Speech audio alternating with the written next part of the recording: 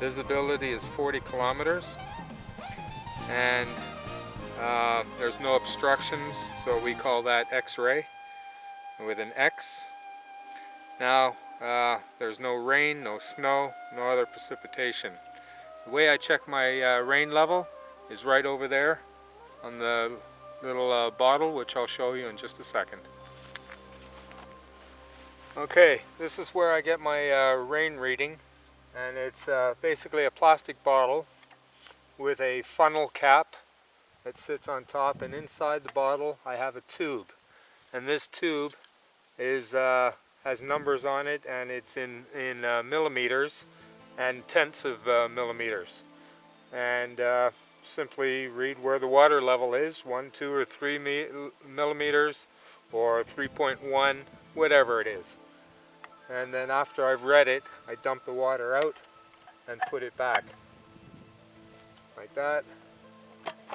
And that's it. That's all there is to that. Then I write down the numbers in my little book. And of course today I haven't had any rain. This is my wind meter. It's usually hooked up to an anemometer. The fan on the front reads the wind speed, and the tail shows me the direction the wind is blowing. But I don't have an anemometer, so I have to do my readings by hand. Now, the way I do my readings by hand is I have a handheld meter reader. Right now I'm up on the ladder and I climb almost to the top, but as you can see, I'm standing on the ladder, I'm hooked into my harness, and I take a look around and I can see what my cloud coverage is and my visibility, and it's pretty clear and I can see quite far.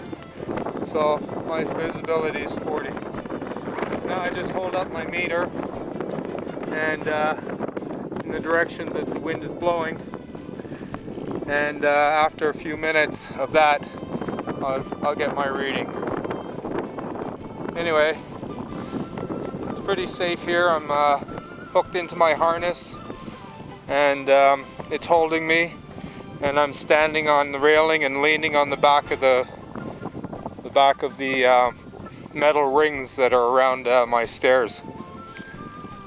Anyway, I'll get my reading and I'll get back to you later. Okay, I'm back. Now, I've done my wind reading, as you saw, and I said before that the wind was 6, but it's actually 4.7. And what we do is if it's 0.5 or up, we round it up. So 4.7 is actually 5. Now, that's pretty close to what I was guessing. The reason I guess sometimes is because in bad weather, if it's raining or something like that, I won't climb the tower. It's too risky, slipping. And so what I do is every time I take a reading, I look at my treetops and see how the wind is affecting my trees, the trees around me, and I can sometimes guess pretty close just by looking at the trees how hard the wind is blowing. Anyway, so now that I have my readings, the first thing I'm going to do is start working on my first sheet here. And it asked me what my dry bulb reading was, and that's 13.5. And my wet bulb was 7.5. My RH reading, which is relative humidity, I have to look that up in the book using my 2 temperatures that I just told you. And I look under the relative humidity page, and my temperature was 13.5 and 7.5, and that gives me relative humidity reading of 43. So I write down 43. Then it asked me my wind direction, which was from the southeast at 5. Now I have to find out my fuel moisture codes. Now, because I don't have any rain, I start with the code that I had yesterday, which was 74. My Duff moisture code is 15, and drought code is 188. So first we start with, we go into our dry moisture table, and we look up my temperature for today, which is 13.5. So we get the right temperature page. That's 10 to 15 degrees, so we're at 13.5, that's the right page. Now at the top of the page it asks me my fuel moisture code. My fuel moisture code is 74. We look up 74 at the top of the scale. On the left we have our relative humidity, and that was 43. So we come down to 43. Then it asks us our wind speed. Our wind speed is 5. 74, so we go 74, 43, and 5 gives me a new moisture code of 81. So I write 81 in there. Now we go to the next table, and that's our Duff moisture code. And again, we look for our temperature of 13.5, our RH level, which was 43. And for the month of May, that gives us a 3. Now I have to add these two numbers. 15 and 3 gives me a total for 18. Now our drought code, again, our temperature was 13.5, and we're in the month of May, so our drought code number is 5. So we write 5 down, we add that to 188, and that gives us a 193. Okay, then we go to the next category, the Fire Behavior Index. Now we use these numbers that we just wrote down to figure that out. Our fuel moisture code was 81, so we look for 81 on this side, and our wind speed of 5. So 81 and 5 gives me a 1.5. That goes in there. Now we turn the page, and we go to our buildup index, and we take our 193, which is the top scale here, and our Duff moisture code, which was 18. So 193 and 18 gives us a 28. That goes in there. Alright, the last one, well, not quite the last one, but now we have our Fire Weather Index code. And we use those two numbers that we just did, our 28 and our 1.5. So we look for 28 and our 1.5, which gives us a 3. Okay, so now we also have to look up our dew point. And we do that by using the two temperatures from the dry and wet bulb. We look for 13.5 and 7.5, 13.5, 7.5. That gives me a 1. Our dew point is 1. Okay, so that's that. Now we take these numbers and we transfer them over onto this blue sheet. Our relative humidity was 43. Our fuel moisture code came to 81. Our Duff moisture code came to 18. And our drought code came to 193. And our initial buildup is 1.5. Buildup 28 and 3. Okay. Our maximum and minimums don't apply because that's only done in the morning. Our cloud coverage is clear at 40 kilometers with no obstructions. That's X-ray. Our dry bulb again was 13.5, and our wet bulb was 7.5. Our wind is at the southeast at 5. And we have to add these two numbers together to give us a grand total. So 13.5 plus 7.5 plus 5 equals 26. So our grand total is is 26. Okay, in our cloud category, we have no clouds, clear skies, so we just leave that all blank. Okay, so now all my numbers are put together on the page. I just have to wait for the radio call, and that'll happen pretty soon. And then I just tell them the numbers. Once I've told them the numbers, then I take out my official record book and fill in the book with those numbers. And that's it. That's my weather report for today. See ya. Hi, today I'm up in the tower and I'm going to tell you a little bit about what I do up here. And first I'll show you around and so you can see some of the basic equipment that I have up here to work with. So first I have my standard telephone for ground communications. Next I have my radio, which I keep in touch with D81 base station or any air traffic that's in the area. Over here, this is my remote starter for my generator downstairs should I need to start up my power before coming down from the tower.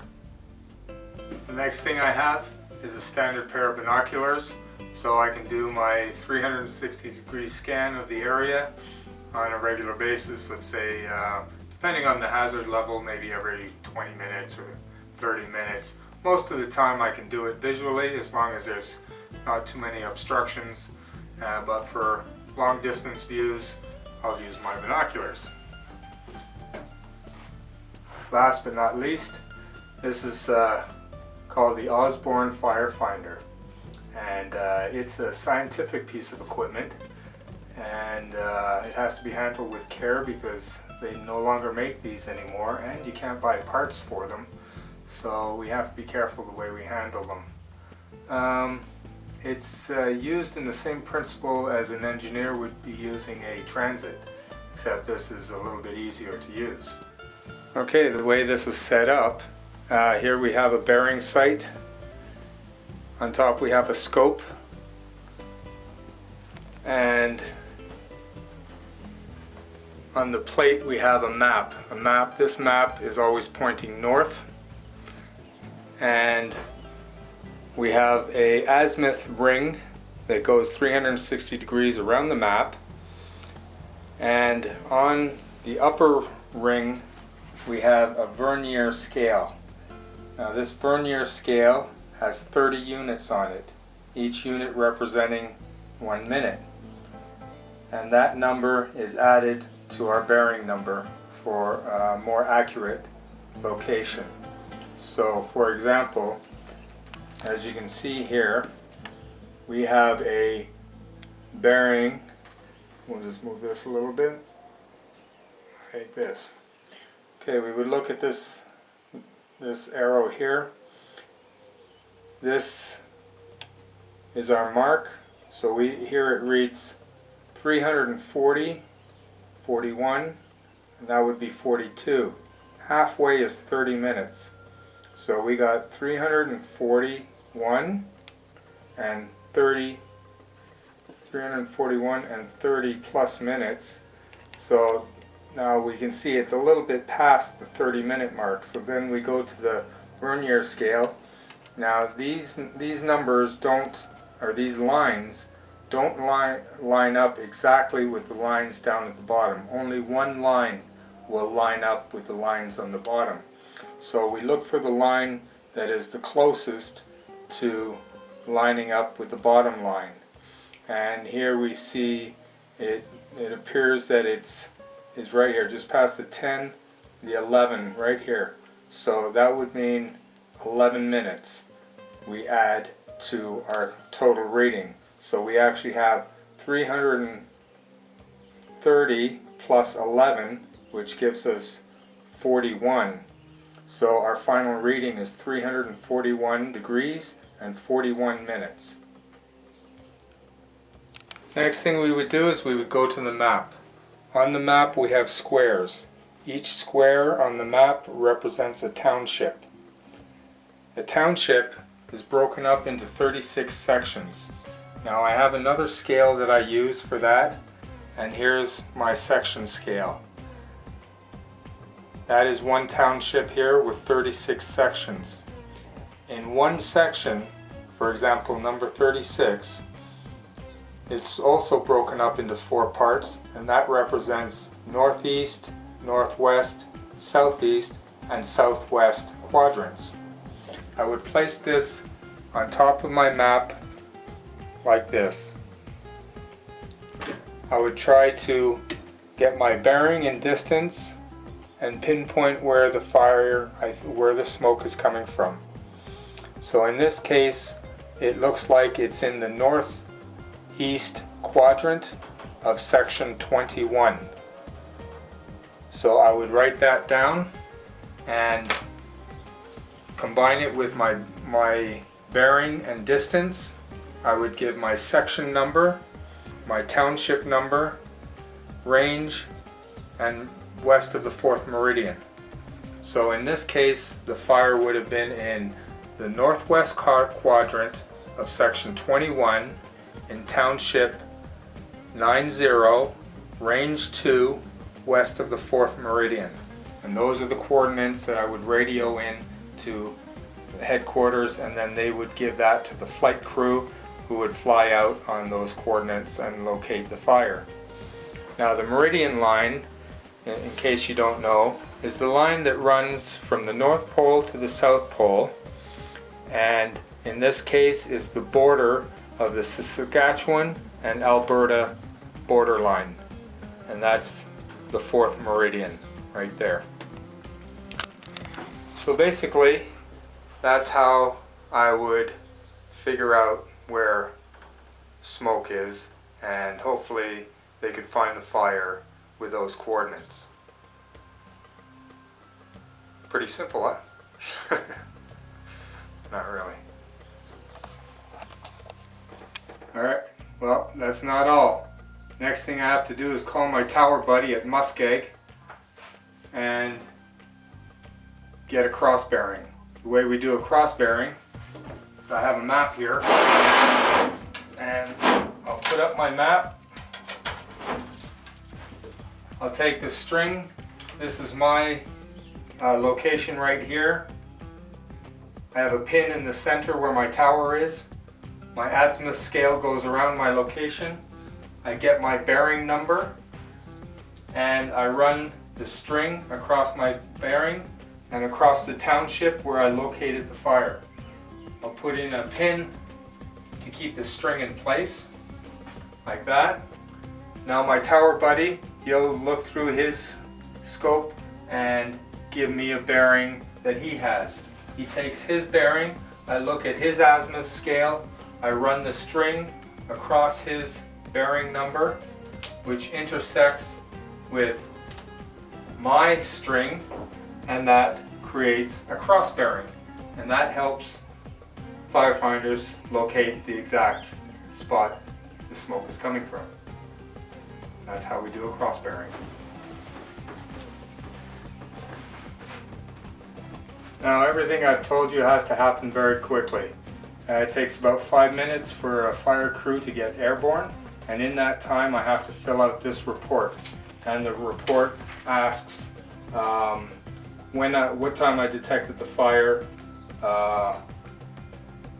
the location, bearing, distance, what quadrant, section, township, range, meridian, the bearing degrees and minutes, and of course my cross bearing.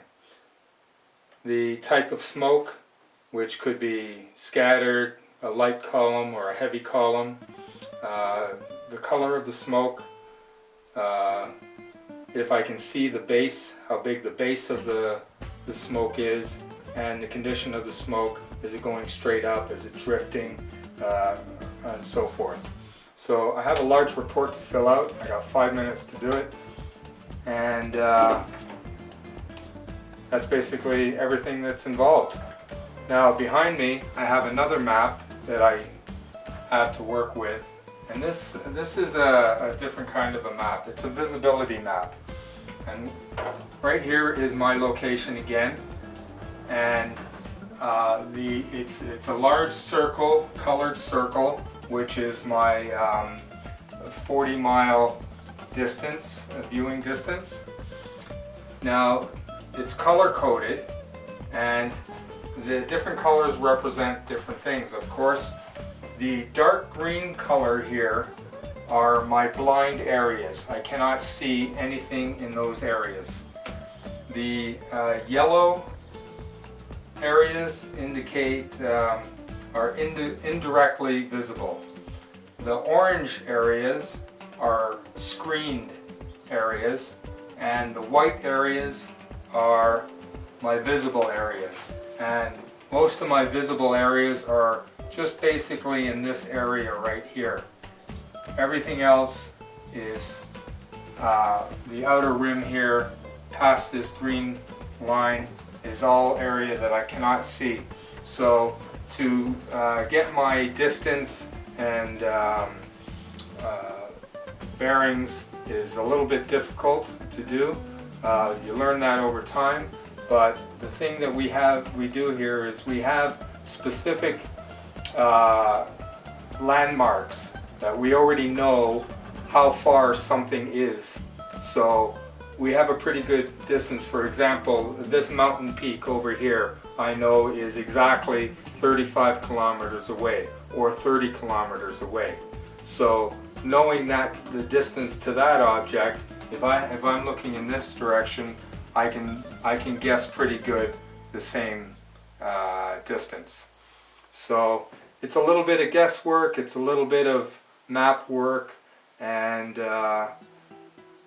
obviously nothing's exact, but once the fire crew gets in the air